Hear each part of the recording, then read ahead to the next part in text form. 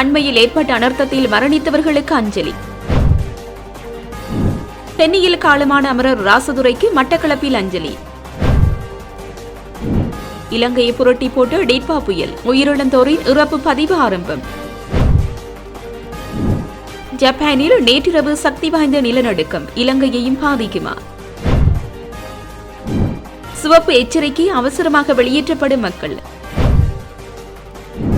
பாடசாலைகளை மீண்டும் திறப்பது தொடர்பில் வெளியாகியுள்ள விசேட சுற்றறிக்கை.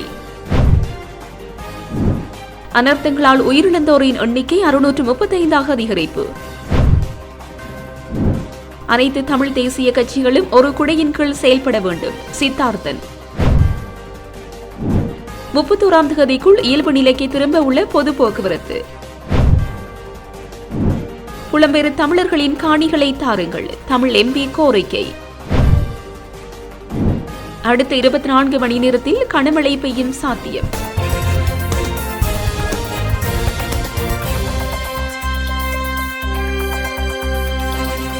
அண்மையில் இலங்கையில் ஏற்பட்ட அனர்த்தத்தின் போது மரணித்த பொதுமக்களுக்கு வவுனியா மரவன் குளத்தில் அஞ்சலி நிகழ்வொன்று நேற்று இடம்பெற்றிருந்தது. மரவன் குளம் கிராம மக்களினால் ஏற்பாடு செய்யப்பட்டிருந்த இந்த அஞ்சலி நிகழ்வில் தனது உண்டியல் பணத்தை மக்களின் பணிக்காக வழங்கிய சிறுமி ஒருவர் முதலாவதாக சுடரேற்றி அஞ்சலி செலுத்தியதோடு கலந்து கொண்ட பொதுமக்களும் மெழுகுதிரி ஏற்றி அஞ்சலி செலுத்தியிருந்தனர். இதன் பின்னர் குறித்த கிராம மக்களினால் சேகரிக்கப்பட்ட பொருட்கள் மலையக மக்களுக்கு வழங்குவதற்காக சமூக நீதிக்கான வெகுஜன அமைப்பு என்ற அமைப்பிடம் கையளிக்கப்பட்டது. குறித்த நிகழ்வில் கிராம மத போதகர், கிராம மட்ட அமைப்புகளின் பிரதிநிதிகள், பொதுமக்கள் கலந்து கொண்டிருந்தனர். இலங்கையில் டிட்வா சூறாவளியினால் ஏற்பட்ட மண்சரிவு மற்றும் வெள்ளப்பெருக்கினால் உயிரிழந்த அல்லது காணாமல் போன நபர்களின் இறப்பை பதிவு செய்வதற்கு தேவையான சட்ட ஏற்பாடுகள் தற்போது நடைமுறைப்படுத்தப்பட்டுள்ளதாக பதிவாளர் நாயகம் திணைக்களம் தெரிவித்துள்ளது. அந்த திணைக்களம் வெளியிட்டுள்ள அறிக்கை ஒன்றிலேயே இந்த விடயம் தெரிவிக்கப்பட்டுள்ளது. மேலும் அந்த அறிக்கையில் இந்த அனர்த்தத்தினால் எவரேனும் ஒரு நபரின் உறவினர் அல்லது நண்பர்கள் காணாமல் போயுள்ளதாக தெரிவிக்கப்பட்டிருப்பின் அத்தகைய காணாமல் போன நபர்களின் இறப்பை பதிவு செய்வதற்கும் தேவையான சட்ட ஏற்பாடுகள் செய்யப்பட்டுள்ளன. தேசிய அனர்த்த பகுதிகள் நிர்வாக மாவட்டங்கள் அடிப்படையில் இறப்பை பதிவு செய்வதற்கான தற்காலிக ஏற்பாடுகள் சட்டத்தின் கீழ் டிசம்பர் மாதம் 2ஆம் தேதி அதை விசேட வர்த்தமானி அறிவித்தல் மூலம் வெளியிடப்பட்டுள்ளது. அதற்கமைய இந்த அனர்த்தத்தின் கீழ் காணாமல் போன நபர் ஒருவரின் இறப்பை பதிவு செய்ய கோரும் நபர் அந்த நபர் வழக்கமாக வசித்த பிரதேசத்தின் கிராம உத்தியோகத்தரிடம் தகவல்களுடன் கூடிய விண்ணப்ப படிவத்தையும் அத்தகவல்களை உறுதிப்படுத்தும் சத்திய கடதாசியையும் சமர்ப்பிக்க வேண்டும். கிராம உத்தியோகத்தர் இந்த கோரிக்கையை பிரதேச செயலாளரிடம் சமர்ப்பிப்பார் என்பதுடன் பிரதேச செயலகத்திலும் மற்றும் சம்பந்தப்பட்ட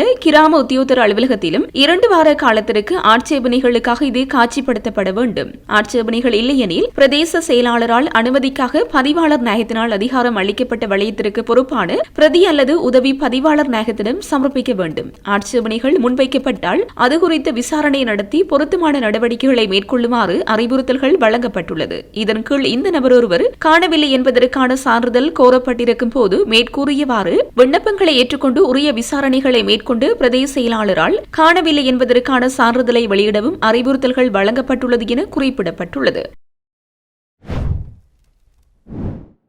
ஜப்பானின் மிசாவா அருகே நேற்றிரவு 7.6 ரிக்டர் அளவில் நிலநடுக்கம் ஏற்பட்டதாக அறிவிக்கப்பட்டது. ஆனால் அது இலங்கைக்கு எந்த அச்சுறுத்தலையும் ஏற்படுத்தவில்லை என்பதை அதிகாரிகள் உறுதிப்படுத்தினர். வளிமண்டலவியல் திணைக்களத்தின் தகவலின்படி இலங்கை நேரப்படி இரவு 7:45 மணிக்கு இந்த நிலநடுக்கம் ஏற்பட்டதாகவும் இதனால் நாட்டில் சுனாமி அல்லது பிற பாதிப்புகள் ஏற்படும் அபாயம் இல்லை என்றும் தெரிவிக்கப்பட்டுள்ளது. பொதுமக்கள் பீதி அடைய வேண்டாம் அல்லது சரிபார்க்கப்படாத செய்திகளை பரப்ப வேண்டாம் என்று அதிகாரிகள் வலியுறுத்தினர். இந்த சம்பவத்தால் இலங்கை பாதிக்கப்படவில்லை என்பதை குறிப்பிட்டனர். உலகளாவிய நில அதிர்வு நடவடிக்கைகளை தொடர்ந்து கண்காணித்து தேவைப்பட்டால் புதுப்பிப்புகளை வெளியிட உள்ளதாக வளிமண்டலவியல் திணைக்களம் தெரிவித்துள்ளது. மண்சரிவு அபாயமுள்ள மாவட்டங்களில் வசிக்கும் மக்களை பாதுகாப்பான மையங்களுக்கு உடனடியாக புறப்படுத்த தேசிய அனர்த்த முகாமைத்துவ மத்திய நிலையம் மாவட்ட செயலாளர்களுக்கு அறிவித்துள்ளது. தற்போது நிலவும் மழையுடனான வானிலை காரணமாக மத்திய வடமேல் மாகாணங்களில் உள்ள கண்டி, கேகாலை, குருநாகல், மாத்தளை ஆகிய மாவட்டங்களுக்கு இந்த எச்சரிக்கை விடுக்கப்பட்டுள்ளது. மேற்கண்ட 4 மாவட்டங்களில் அடையாளம் காணப்பட்ட பிரதேச செயலாளர் பிரிவுகளுக்கு மண்சரிவு அபாயம் குறித்த சிவப்பு எச்சரிக்கையை தேசிய கட்டட ஆராய்ச்சி நிறுவனம் வெளியிட்டுள்ளது. இந்த எச்சரிக்கையின் அடிப்படையில் அந்த பகுதி பகுதிகளில் வசிக்கும் மக்களை டிசம்பர் 9ஆம் தேதி முதல் டிசம்பர் 19ஆம் தேதி வரை பாதுகாப்பான தற்காலிக மையங்களுக்கு அப்புறப்படுத்துமாறு அனர்த்த முகாமைத்துவ மத்திய நிலையம் மாவட்ட செயலாளர்களுக்கு தெரிவித்துள்ளது. இந்த மக்களை வெளியேற்றும் நடவடிக்கைகளை மாவட்ட செயலாளர், தேசிய கட்டட ஆராய்ச்சி நிறுவன அதிகாரிகள், பிரதேச செயலாளர்கள், கிராம உத்தியோகத்தர், இலங்கை காவல்துறை மற்றும் ஏனைய தொடர்புடைய தரப்பினரின் ஒருங்கிணைப்புடன் மேற்கொள்ளுமாறு அனர்த்த முகாமைத்துவ நிலையம் அறிவுறுத்தியுள்ளது.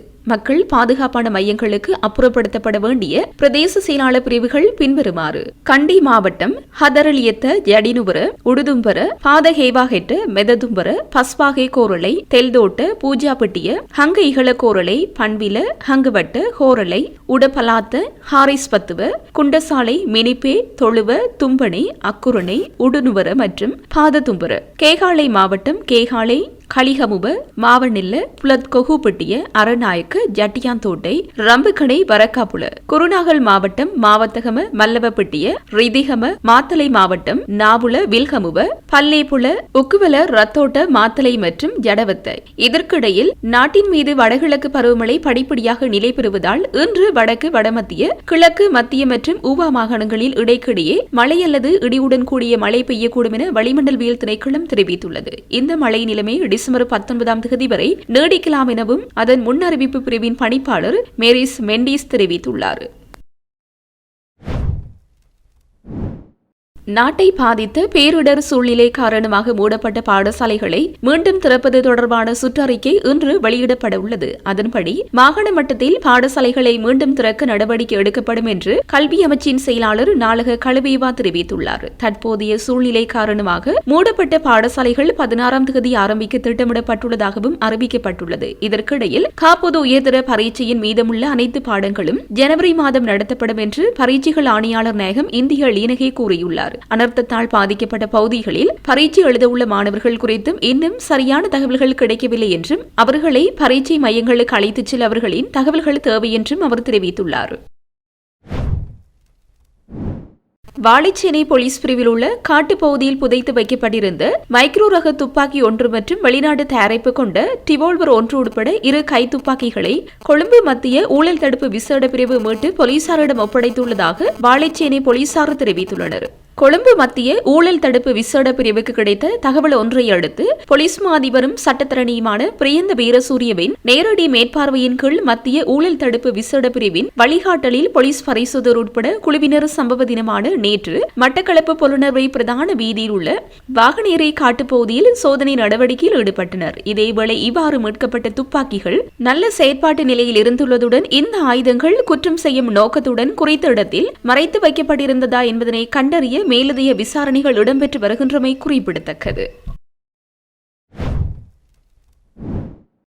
இலங்கையில் அனர்த்தங்களினால் உயிரிழந்தவர்களின் எண்ணிக்கை 635ஆக அதிகரித்துள்ளது. அனர்த்த முகாமைத்துவ நிலையம் நேற்று வெளியிட்ட அறிக்கையில் இந்த விடயம் தெரிவிக்கப்பட்டுள்ளது. கண்டி மாவட்டத்திலேயே அதிகளவான உயிரிழப்புகள் பதிவாகியுள்ளன. இதன்படி அந்த மாவட்டத்தில் 234 உயிரிழப்புகள் பதிவாகியுள்ளதாக அனர்த்த முகாமைத்துவ மத்திய நிலையம் தெரிவித்துள்ளது. வெள்ளம் மற்றும் மண்சரிவு போன்ற பேரிடர்களால் பாதிக்கப்பட்டு இதுவரை 192 பேர் காணாமற் போயுள்ளதாகவும் அறிக்கையில் குறிப்பிடப்பட்டுள்ளது. இதேவேளை நுவரெலியா மாவட்டத்தில் 89 உயிரிழப்புகளும், பதுளை மாவட்டத்தில் 90 உயிரிழப்புகளும் பதிவாகியுள்ளன. அத்துடன் குருநாகலில் 61 உயிரிழப்புகளும், கேகாலை மாவட்டத்தில் 32 உயிரிழப்புகளும் பதிவாகியுள்ளன. மேலும் புத்தளத்தில் 37 உயிரிழப்புகளும், மாத்தளை மாவட்டத்தில் 28 உயிரிழப்புகளும் பதிவாகியுள்ளன. சீரற்ற காலநிலையினால் 5,12,123 குடும்பங்களைச் சேர்ந்து 17,66,103 நபர்கள் பாதிக்கப்பட்டுள்ளனர். அத்துடன் 22,218 குடும்பங்களைச் சேர்ந்து 69,868 நபர்கள் தொடர்ந்தும் பாதுகாப்பான மையங்களில் தங்கியுள்ளதாகவும் அறிக்கையில் குறிப்பிடப்பட்டுள்ளது. தமிழ் தேசியத்தினால் செயற்படும் அனைத்து தமிழ் கட்சிகளையும் இணைத்து செயற்படுவதை நாம் விரும்புகின்றோம். இதற்காக ஏற்கனவே இணைந்து செயற்படும் கட்சிகளுடன் கலந்துரையாடி வருகின்றோம். அவ்வாறே தற்போது அடுத்த கட்டத்தை நோக்கி செல்வதற்காக சந்திப்புகள் இடம்பெற்று வருகின்றன என்று ஜனநாயக தமிழ் தேசிய கூட்டணியின் பங்காளி கட்சியான புளோட்டின் தலைவரும் முன்னாள் நாடாளுமன்ற உறுப்பினருமான தர்மலிங்கம் சித்தார்த்தன் தெரிவித்தார். யாழ்ப்பாணத்தில் நேற்று முன்தினம் நடைபெற்ற இலங்கை தமிழ் அரசு கட்சிக்கும் ஜனநாயக தமிழ் தேசிய கூட்டணிக்கும் இடையிலான சந்திப்பு மற்றும் அடுத்த கட்ட அரசியல் நகர்வுகள் தொடர்பில் தொடரில் கேட்டபோதே சித்தார்த்தன் மேற்கண்டவாறு தெரிவித்தார். அவர் மேலும் தெரிவிக்கையில், நாடாளுமன்ற தேர்தலுக்கு அப்பால் ஏற்பட்டுள்ள மாற்றங்கள் மாற்றுக் கட்சிகளை ஆதரித்தவர்களின் மன வழிபாடுகள் தொடர்பாக மக்கள் அதிருப்தி அடைந்துள்ளதை நாங்கள் அறிந்து கொண்டோம். அத்துடன் மக்களை எம்மை நோக்கி வருவதையும் நாம் அவதானித்து வருகின்றோம். இவ்வாறான சூழலில் அடுத்த கட்ட நகர்வுகளை மக்களின் தேவைகளை நாம் நிறைவேற்றிக் கொள்வதற்கு நாங்கள் முதலில் ஒன்றிணைய வேண்டும். குறிப்பாக தமிழ் தேசிய நிலைப்பாட்டில் இருக்கின்ற தமிழ் தேசிய கட்சிகள் ஒன்றிணைய வேண்டும் என்ற மக்களின் விருப்பங்களை நிறைவேற்றும் பொறுப்பு எங்கள் ஒவ்வொருவரிடமும் உள்ளது. அந்த வகையில் நாம் சந்திப்புகளில் ஈடுபடுகின்றோம். சந்திப்புகளின் போது ஒன்றிணைந்து செயற்படுவதையும் மாகாண சபை தேர்தல் அரசமைப்பு தொடர்பாக பேசி வருகின்றோம். அடுத்த கட்டமாக தமிழ் தேசிய கட்சிகளை ஒன்றிணைத்து ஒரே குடையின் கீழ் செயற்பட வேண்டும் என்ற நிலையை உருவாக்க வேண்டும். அதற்கான முயற்சிகளை மேற்கொண்டு வருகின்றோம். நாங்கள் பிரிந்து நிற்பதால் எதையும் சாதிக்கப் போவதில்லை. நாங்கள் பிரிவது மாற்று சக்திகளுக்கு சாதகமாக மாறிவிடும். இதனால் தமிழ் மக்களின் கோரிக்கைகள் அரசியல் தீர்வு விடயங்களை அடிபட்டு போகும் நிலையை ஏற்படுத்திவிடும். எனவே இதற்கு நாங்கள் இடம் கொடுக்க கூடாது. எமது ஒற்றுமையைத்தான் எமது மக்களும் சர்வதேச நாடுகளும் விரும்புகின்றன. எனவே நாம் அதை நோக்கிய முயற்சிகளில் ஈடுபட்டு வருகின்றோம். தற்போதைய ஆட்சியாளர்கள் தமிழ் மக்களுக்கு தேவையான தேர்தல் காலத்தில் கூறிய வாக்குறுதிகளில் ஏதாவது செய்தார்களா? இதுவரை செய்யாதவர்கள் இனியும் செய்வார்களா என்றால் அதனை இல்லை என்றே கூற வேண்டும். தேர்தலுக்காக கூறியவை தேர்தலுடனேயே சென்றுவிட்டது. மாகாண சபை தேர்தலின் போது இதுவே காலத்துக்கு காலம் காலத்தை கடத்துகின்ற செயற்பாட்டை ஆளும் தரப்பினர் செய்து வருகின்றார்கள். எனவே நாங்கள் தமிழ் தேசிய கட்சியாக ஒரே குடையின் கீழே செயற்படுவதற்கான அனைத்து முயற்சிகளையும் செய்து வருகின்றோம் என்றார். பொது போக்குவரத்து சேவைகளை எதிர்வரும் 31ஆம் தேதிக்குள் பெரும்பாலும் இயல்பு நிலைக்கு கொண்டுவர அரசாங்கம் எதிர்பார்ப்பதாக போக்குவரத்து அமைச்சர் பிமல் ரத்நாயக்க தெரிவித்துள்ளார். 100% மீளமைப்பு சவாலானதாக இருந்தாலும் ஆண்டின் இறுதிக்குள் அனைத்து வழித்தடங்களிலும் பேருந்து சேவைகளை மீண்டும் தொடங்க முயற்சிகள் மேற்கொள்ளப்பட்டு வருவதாக அவர் குறிப்பிட்டுள்ளார். தொடர்ந்து சேவைகளை இம்மாத இறுதிக்குள் சிலாபம் வரை மீண்டும் தொடங்க முடியும் என்றும் அவர் நம்பிக்கை வெளியிட்டுள்ளார். இலங்கை போக்குவரத்து சபையின் சிலாபம் சாலைக்கு விஜயம் செய்த போது அவர் இதனை தெரிவித்துள்ளார். புத்தளம் மாவட்டம் முழுவதும் போக்குவரத்தை துண்டித்த இரண்டவேல் பாலம் முழுமையாக அழிந்ததை பற்றி குறிப்பிட்ட அமைச்சர், இந்திய அரசாங்கத்தின் ஆதரவுடன் எதிர்வரும் 20ஆம் தேதிக்குள் அந்த இடத்தில் ஒரு பெய்லி பாலத்தை அமைக்க முடியும் எனவும் நம்பிக்கை வெளியிட்டுள்ளார். புலம்பெயர் தமிழர்கள் காணி வழங்க முன்வந்தால் அந்த காணிகளை மலையக மக்களுக்கு பெற்றுத்தர நாம் தயாராக இருப்பதாக தமிழ் முற்போக்கு கூட்டணியின் தலைவரும் நாடாளுமன்ற உறுப்பினருமான மனோ கணேசன் தெரிவித்துள்ளார். அரசு நிலம் வழங்க மறுத்தால் அவர்களை வடக்கு மற்றும் கிழக்கு மாகாணங்களில் குடியேறுவது குறித்து ஆலோசிக்கப்படும் என்றும் அவர் குறிப்பிட்டுள்ளார். கண்டி மாவட்டத்திற்கு அண்மையில் மேற்கொண்ட விஜயம் ஒன்றின் போது அனர்த்தங்களினால் பாதிக்கப்பட்ட மக்களை குழுவொன்று சந்தித்து உரையாடிய போது அவர் இதனை குறிப்பிட்டுள்ளார். மேலும் தெரிவிக்கையில், மலையக தமிழர்கள் கடின உழைப்பாளிகள் என்றும் அவர்களுக்கு விவசாயம் செய்யவும் பாதுகாப்பாக வாழவும் சொந்த காணிகள் தேவை. இந்நிலையில் காணி வழங்குவது குறித்து தான் ஜனாதிபதியிடம் பேசியதாகவும் அவர் கூறியுள்ளார். எவ்வாறாயினும் மலையகத்தில் காணி கிடைக்காத பட்சத்தில் வடக்கு மற்றும் கிழக்கு மாகாணங்களில் குடியேறுவது ஒரு சாத்தியமான மாற்றாக இருக்கும் என்றும் அவர் சுட்டிக்காட்டியுள்ளார். மேலும் வெளிநாடுகளில் உள்ள புலம்பெயர் தமிழர்கள் காணி வழங்க முன்வந்தால் அந்த காணிகளை மலையக மக்களுக்கு பெற்றுத்தர நாம் தயாராக இருப்பதாகவும் மனோ கணேசன் தெரிவித்துள்ளார். வடகிழக்கு பருவமழை படிப்படியாக வலுவடைந்துள்ள நிலையில் அடுத்த 24 மணி நேரத்தில் நாட்டின் சில பகுதிகளில் 100 மில்லிமீட்டருக்கும் அதிகமாக கடும் மழை பெய்யும் என வளிமண்டலவியல் திணைக்களம் எதிர்வு கூறியுள்ளது. வடக்கு, வடமத்திய, கிழக்கு, மத்திய மற்றும் ஊவா மாகாணங்களிலும் அவ்வப்போது மழை அல்லது இடியுடன் கூடிய மழை பெய்யும். குறிப்பாக வடக்கு, கிழக்கு மற்றும் வடமத்திய மாகாணங்களின் சில பகுதிகளில் கனமழை பெய்யும் என எதிர்பார்க்கப்படுகிறது. இடியுடன் கூடிய மழை பெய்யும் போது கடும் மழை, பலத்த காற்று மற்றும் மின்னல் தாக்கங்களால் ஏற்படும் அபாயங்களை குறைக்க தேவையான முன்னெச்சரிக்கை நடவடிக்கைகளை எடுக்குமாறு பொதுமக்களுக்கு அறிவுறுத்தப்படுகிறது.